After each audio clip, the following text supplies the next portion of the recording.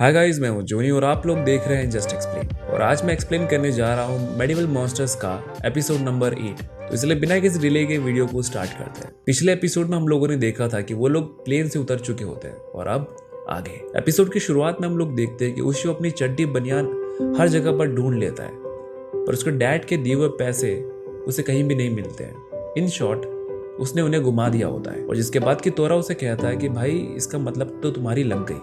और वो कहता है कि क्या तुम्हें पुलिस में रिपोर्ट नहीं करना चाहिए। और तभी कुछ लोगों के कपड़े सडनली फटने लगते हैं और वो दोनों नोटिस करते हैं कि वहां पर एक बवंडर जैसा कुछ है। और तोरा उशो को कहता है कि वो कोई मामूली बवंडर नहीं है, बल्कि वो एक मॉन्स्टर है। और जिसके बाद कि वो मॉन्स्टर उशो पर अटैक करता है, पर उशो उसे संभाल लेता है। और वो मॉन्स्टर से पूछता है कि आखिरकार वो उस पर अटैक क्यों कर रहा है। और वो उसे मारने ही वाला होता है कि तभी एक लड़की उसे रुकने के लिए कहती है और वो उसे माफी मांगती है। और वो कहते हैं कि हम लोगों से गलती हो गई। और जिसके बाद की तोरा उशो को बताता है कि उसे इतना सीरियस होने की जरूरत नहीं है। वो लोग तुम्हारा टेस्ट ले रहे हैं कि क्या तुम बीस्ट स्पेयर यूज कर भी सकते हो या फिर नहीं।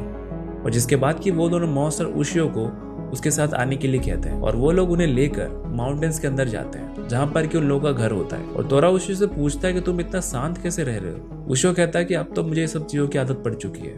और तभी वो दोनों भाई बहन उशो को उसके वहां पर बुलाने की असली रीजन देने वाले होते हैं। पर उससे पहले वो लोग थोड़ा सा मोमबत्ती वगैरह लगा लेते हैं, कपड़े बदल लेते हैं, पहले थोड़ा माहौल बना लिया जाए, वरना स्टोरी पे वजन नहीं पड़ेगा, है ना। और जिसके बाद कि वो दोनों उसे बताते हैं कि वो लोग एंशिएंट मॉन्स्टर्स हैं और लोग उन्हें कामाताची करके बुलाते हैं। और वो लोग उससे रिक्वेस्ट करते हैं कि वो उनके भाई को मार दे, जो कि गलत और तबाही के रास्ते पर चल पड़ा है। और जिसके बाद कि उशो गुस्से से वहां से जाने लगता है और वो उन्हें कहता है कि तुमने मुझे क्या समझ रखा है असासिन, मैं किसी को मारने की सुपारी नहीं लेता। और वो वहां से जाने ही वाला होता है कि वो लोग उसे दिखाते हैं कि उसकी यानी कि उनके भाई की वजह से कितने लोग मारे जा चुके हैं। और अगर उसने उनके भाई को रोका नहीं तो वो पता नहीं और कितनों की जान ले लेगा। और जिसके बाद कि उशो अपने डिसीजन को फिर से रिकंसिडर करता है और उसका भाई उशो से अकेले में बात करता है। और वहां दूसरी ओर उस मॉन्स्टर की बहन तोरा को लेकर बाहर आ जाती है और वो उसे कहती है कि उस डिस्कशन में तुम्हारा कोई भी काम नहीं है। और वैसे भी ऐसे मॉन्स्टर जो कि ह्यूमन को फॉलो करता हो, मैं उससे बात नहीं करती। और उसे बताती है कि उसकी एज 400 साल लगभग है। मतलब इससे ज्यादा साल तो अपने तोरा भाई ने जेल में बिता दिया होगा यार। और जिसके बाद की दूसरी ओर उसका भाई उशो को बताता है कि वो मॉन्स्टर एक्चुअल में यानी कि वो तीनों भाई बहन एक साथ काम करते हैं। यानी कि पहले का काम होता है इंसान को गिराना, दूसरे का काम होता है उन्हें घाव देना या फिर कट लगाना, और तीसरा काम होता है उस कट या फिर घाव को हील करना। और वो उसे कहते हैं कि उन मॉन्स्टर्स का एक रूल है जिसे कि तोड़ना मना है, और वो ये है कि वो बिना किसी वजह के इंसानों को चोट नहीं पहुंचाएंगे। पर उनके भाई ने इस रूल को तोड़ दिया है और इसीलिए अब उसका मरना जरूरी है। और दूसरी ओर तोरा और वो लड़की के बीच में थोड़ी सी नोकझोंक हो जाती है और वो दोनों फाइट करने लगते हैं। पर तभी तोरा कुछ नोटिस करता है, पर वो वोमेन बिना कुछ डिस्ट्रैक्ट हुए तोरा का एक हाथ काट देती है। और तभी हमें पता चलता है कि उसका भाई वहां पर आ चुका है और वो एक्चुअल में उन्हें वहां पर अलविदा कहने के लिए आया होता है, क्योंकि वो अब दूसरी जगह पर जाने वाला है ताकि वो और भी लोगों को मार सके। और एक्चुअल में वो गुस्सा इसीलिए होता है क्योंकि ह्यूमंस ने उनके घर को डिस्ट्रॉय कर दिया है और इसीलिए उन्हें अब एक जगह से दूसरी जगह पर जाना पड़ रहा है। और उसका बड़ा भाई उशो को कहता है कि अभी हाल ही में माउंटेन के पास एक कंस्ट्रक्शन साइट का काम चल रहा है और जूरो यानी कि उनका वो भाई उसी का रेफरेंस दे रहा है। और तभी जूरो को कुछ अजीब सा फील होता है और वो बीस्ट स्फीयर को नोटिस करता है और वो कहता है कि तुमने इंसानों से मदद मांगी। और जिसके बाद कि वो कहता है कि वो इंसानों से नफरत करता है और वो अपने असली फॉर्म में आ जाता है। और जिसके बाद कि उशो उस पर अटैक करता है, पर जूरो काफी तेज होता है और वो उशो के अटैक को डॉज कर उसी पर अटैक कर देता है। और उशो को स्पीयर उस पर अटैक करता है, पर वो उसे भी हैंडल कर लेता है और वो उशो को मारने ही वाला होता है कि तभी तोरा जूरो पर अटैक करता है और वो उसे रोकता है। जिसके बाद कि जूरो इंजर्ड हो जाता है और वो तोरा से फाइट करने की बजाय वहां से भाग जाता है। और दूसरी ओर तोरा उशो को उठाने की कोशिश करता है, पर वो देखता है कि उशो बेहोश हो चुका है और वो उसे कहता है कि तुम इतनी सी चोट से तुम्हारा ये हाल हो गया। और वो दोनों भाई बहन कहते हैं कि वो उशो को हील कर सकते हैं।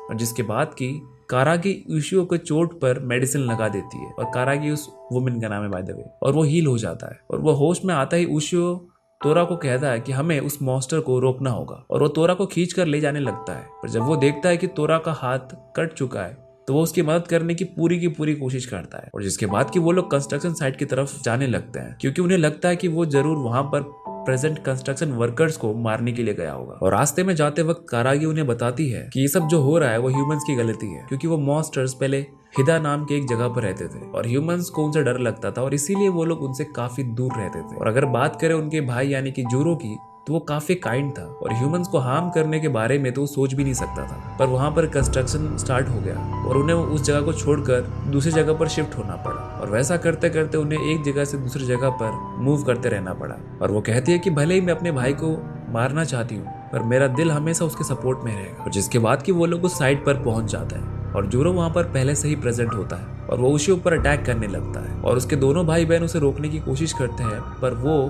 उन्हें भी बहुत चोट पहुंचाता है और तभी उशियो उस पर अटैक करता है और इस बार वो जूरो को इंजर्ड कर देता है और जूरो अपने ब्लेड्स का यूज करके वहां पर प्रेजेंट एक माउंटेन को उन पर गिरा देता है और वो लोग उसकी चपेट में आ जाते हैं। और जिसके बाद कि जूरो देखता है कि वो लोग किसी तरह से सर्वाइव कर चुके हैं और उशियो तोरा को उस पत्थर को छोड़कर उस ट्रक के नीचे फंसे उन दोनों भाई बहन को हेल्प करने के लिए कहता है। और जिसके बाद कि तोरा अपनी पूरी कोशिश करता है पर वो उस ट्रक को उठा नहीं पाता है कि तभी उशियो जूरो को उनकी हेल्प करने के लिए कहता है। पर जूरो कहता है कि वो कभी भी इंसानों की हेल्प नहीं करेगा क्योंकि वो उनसे नफरत करता है। उशियो कहता है कि अगर इंसानों से तुम्हें इतना ही नफरत है देन तुम मुझे मार सकते हो।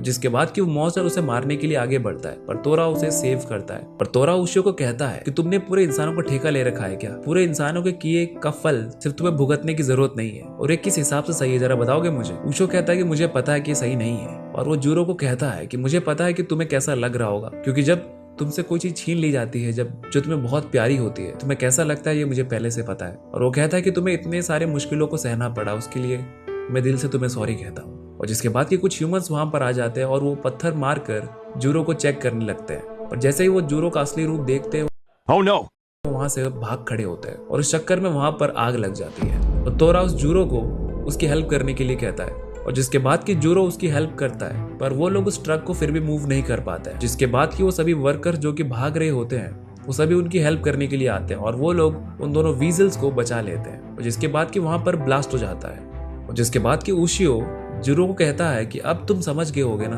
कि हर एक इंसान एक जैसा नहीं होता है, कुछ बुरे भी होते हैं पर उन्हीं में कुछ अच्छे इंसान भी छुपे होते हैं। और वो कहता है कि ऐसे कई सारे इंसान हैं जो कि उनके उस मुश्किल को समझ सकते हैं। और वो कहता है कि अगर तुम लौट आते हो तो हम लोग मिलकर तुम्हारे लिए एक नया घर ढूंढ सकते हैं। और जिसके बाद वो मॉन्स्टर थोड़ा सा खुश होता है पर वो सडनली उशियो पर अटैक कर देता है और उसके जवाब में बीस्ट स्पीयर उसे मार देता है। और अपनी आखिरी सांस के साथ जूरो कहता है कि मुझे पता है कि अब ऐसी कोई भी जगह नहीं है जहां पर कि हम लोग उतना महफूज रह सकते हैं। और इसीलिए वो अपने भाई बहन को कहता है कि तुम्हें इंसानों जैसा बनकर रहना होगा और वो उसके जैसा ना बने। पर उशियो को समझ में नहीं आता कि आखिरकार उसने ऐसा क्यों किया। जूरो से कहता है कि मुझे बस तुम्हारी माफी चाहिए थी जो कि तुमने मांग ली और इसके अलावा मुझे कुछ और नहीं चाहिए था। और वैसे भी मैं जहां पर जा चुका था वहां से मुझे वापस ला पाना नामुमकिन था और इसीलिए मेरे इस लाइफ को एंड करना ही सबके लिए अच्छा था, इवन मेरे लिए भी। और यही मेरे इस पीड़ा से निजात पाने का एकमात्र जरिया था।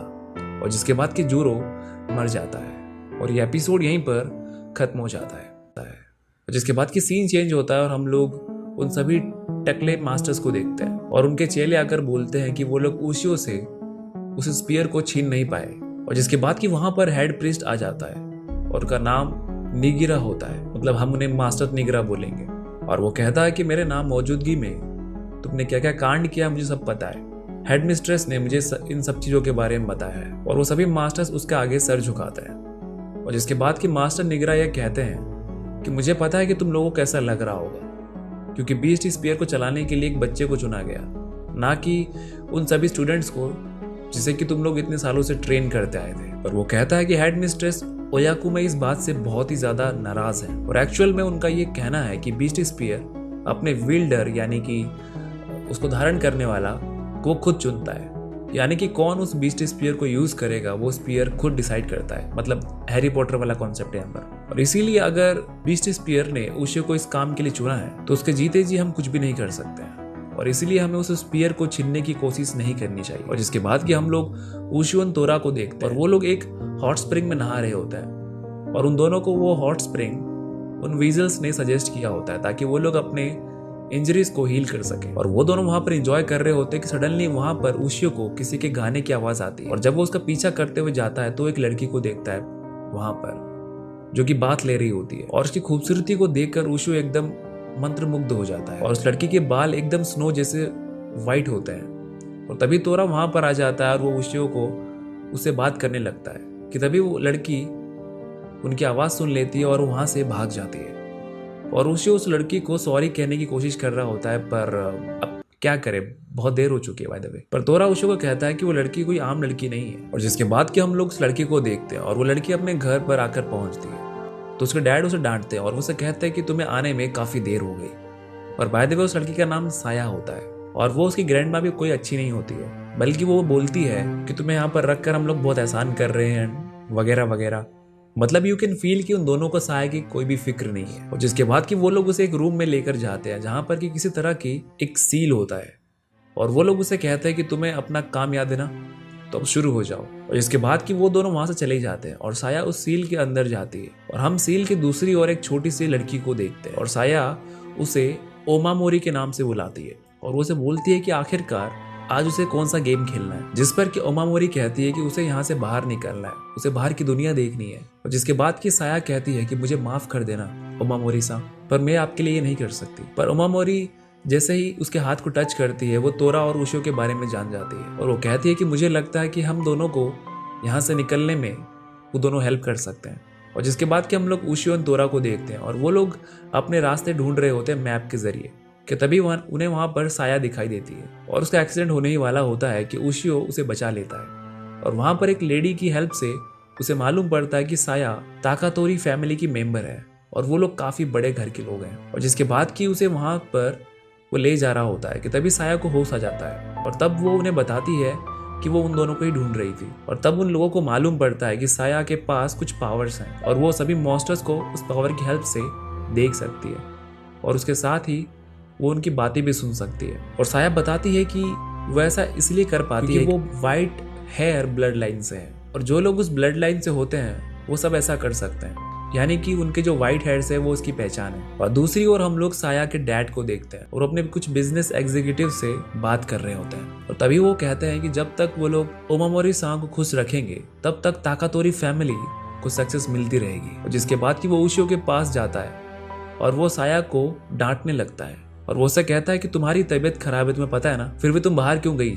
और उसकी ग्रैंड माँ उसके मॉम के बारे में बुरा भला बोलने लगती है कि तभी उशियो को गुस्सा आ जाता है और वो उसके डैड और उसे ग्रैंड माँ पर गुस्सा होने लगता है। और साया के डैड कहते हैं कि तुम जो भी हो मुझे नहीं पता, तुम साया को वापस लेकर आए और इसीलिए अपना पैसा लो और यहाँ से दफा हो जाओ। और जिसके बाद कि उशियो कहता है कि नहीं चाहिए तुम्हारे पैसे और वहां से जाने ही वाला होता है कि साया उसे रोक लेती है और उसके डैड से कहते हैं कि बस उसे 30 मिनट्स के लिए उसे परमिशन दे ताकि वो उसी से बात करना चाहती है। और वो उसे हाँ ना कह के बहुत टाइम बाद 30 मिनट्स की परमिशन दे देता है। जिसके बाद कि साया उशियो को बताती है कि उसकी मॉम बहुत कम एज में ही मर गई थी और ये उनके ब्लड लाइन में अक्सर होता है, यानी कि जो लोग इस ब्लड लाइन से बिलोंग करते हैं वो बहुत कम एज में मर जाते हैं। और साया उसी को बताती है कि तुमने एक कहावत के बारे में तो सुना ही होगा कि वो जहाँ पर भी जाती है सुख और समृद्धि उसके पीछे पीछे जाती है और उसके जाते ही दुख और कयामत छा जाती है। और साया कहते हैं कि हाँ तुम सही समझे, मैं ओमामोरी सांग की बात कर रही हूँ। बहुत टाइम पहले एक फैमिली उस गॉड को कैप्चर करने में सक्सेसफुल हो गए थे और साया का काम ये है कि वो ओमामोरी सांग से बात करती है और उन्हें खुश रखना उसका काम है। और वो उसे ओमामोरी सांग के ओरिजिनल नाम बताती है जो कि काफी बड़ा है, जिसे कि बोलना तो मेरे से नहीं होगा, मैंने स्क्रीन पे लिख दिया, अगर तुम बोलना चाहो तो बोल सकते हो। जिसके बाद कि ओमामोरी उन दोनों को ग्रीटिंग्स देती है और ऐसा लगता है कि वो तोरा को पहले से जानती है। और ओमामोरी सांग उशियो को उस बैरियर को तोड़ने के लिए कहती है। तोरा कहता है कि ये बैरियर तो सच में काफी स्ट्रॉन्ग है यार। और उशियो कहता है कि अच्छा तो तुम मुझे यहाँ पर ये बैरियर को तोड़ने के लिए लाई हो। पर तभी तोरा कहता है कि हमें ऐसा नहीं करना चाहिए क्योंकि ऐसा होते ही सडनली इस घर के आसपास की एनर्जी इस जगह पर एंटर कर जाएगी और यहाँ पर एक बहुत बड़ा धमाका होगा और इससे ओमामोरी सांग का बच पाना पॉसिबल नहीं है। और ये सुनते ही कि ओमामोरी सांग को इस प्रोसेस के दौरान चोट पहुंच सकती है, साया उशियो को रोक देती है। पर ओमामोरी सांग कहती है कि अब बस बहुत हुआ, मैं करीब यहाँ पर 200 सालों से कैद हूँ और उस दौरान मैंने कई सारे व्हाइट हेयर वुमेन्स को मरते हुए देखा है और इवन तुम्हारी मॉम को भी, और मैं नहीं चाहती कि तुम मेरी वजह से इस घर में फंसे रहो और यहीं पर ही मर जाओ। और दूसरी ओर साया के डैड को कुछ याद आता है कि जब वो छोटा था तब ओमामोरी सान ने उससे कहा था कि एक दिन एक लड़का बीस्ट स्पीयर के साथ यहाँ पर उसे छुड़ाने के लिए आएगा और वैसा होते ही तुम अपने पूरे संपत्ति और समृद्धि को तहस नहस होते हुए देखोगे। और तभी उसे याद आता है कि उसने उशियो के पास कुछ कपड़े में लिपटा हुआ देखा था, कहीं वो स्पीयर तो नहीं था। और जिसके बाद कि वो सडनली उशियो पर अटैक करने के लिए आता है और उसे मालूम पड़ता है कि उसका शक एकदम सही था, वो बीस्ट स्पीयर ही था। जिसके बाद कि वो दोनों फाइट करते हैं और जिसके बाद कि उशियो उस बैरियर को तोड़ने ही वाला होता है कि तभी साया बीच में आ जाती है और वो उसे रोकती है और वो कहती है कि वो ऐसा नहीं करने देगी, क्योंकि उसका ये बोलना था कि एक ओमामोरी साई है जिससे कि वो अपना समझकर उससे बात करती है, और अगर वो भी चली गई देन उसका फिर क्या होगा। और वो लोग उशियो को पकड़ लेते हैं और उसके डैड उशियो को मारने ही वाले होते हैं। तोरा उसके स्वॉर्ड को तोड़ देता है और उसके साथ ही वो उस बैरियर के अंदर एंटर कर जाता है और वो उशियो को कहता है कि तुम उस बैरियर को तोड़ दो और मैं ओमामोरी सान को उस एनर्जी ब्लास्ट से बचाने की पूरी कोशिश करूंगा। और उशियो कहता है कि अब ये डिसीजन साया का है और साया के डैड और उसके ग्रैंड माँ कहते हैं कि वो ऐसा नहीं होने दे सकती, पर वो कहती है कि अगर इससे ओमामोरी सान फ्री हो जाती है ये उसके लिए एक अच्छी बात है, क्योंकि जैसा कि उसके मॉम ने कहा था कि उनका काम है मॉन्स्टर्स की हेल्प करना। और जिसके बाद कि वो उशियो को परमिशन दे देती है उसे तोड़ने के लिए और उशियो उस बैरियर को तोड़ देता है और ऐसा करते ही वहां पर एक एनर्जी ब्लास्ट होता है, पर तोरा ओमामोरी सान को प्रोटेक्ट कर लेता है। जिसके बाद कि ओमामोरी सान फ्री हो जाती है और जिसके बाद ही कि जाते वक्त साया कहती है कि वो भी एक दिन उशियो जितना स्ट्रांग बनेगी। और साथ ही हम लोगों को थोड़ा सा फ्लैशबैक दिखाया जाता है कि ओमामोरी सान फ्री होने के बाद तोरा से कहती है कि उसका यह एहसान उस पर हमेशा रहेगा। जिसके बाद कि ओमामोरी सान साया को प्रोटेक्ट करने के लिए फैसला करती है और इसीलिए वो उसके साथ रहने का फैसला करती है। और जिसके बाद कि तोरा और उशियो अपने सफर पर निकल पड़ते हैं और ये एपिसोड यहीं पर खत्म हो जाता है। और इसके आगे के एपिसोड और भी ज़्यादा इंटरेस्टिंग होने वाले हैं, तो प्लीज़ चैनल को सब्सक्राइब कर देना। एंड या गाइस, थैंक्स फॉर वॉचिंग।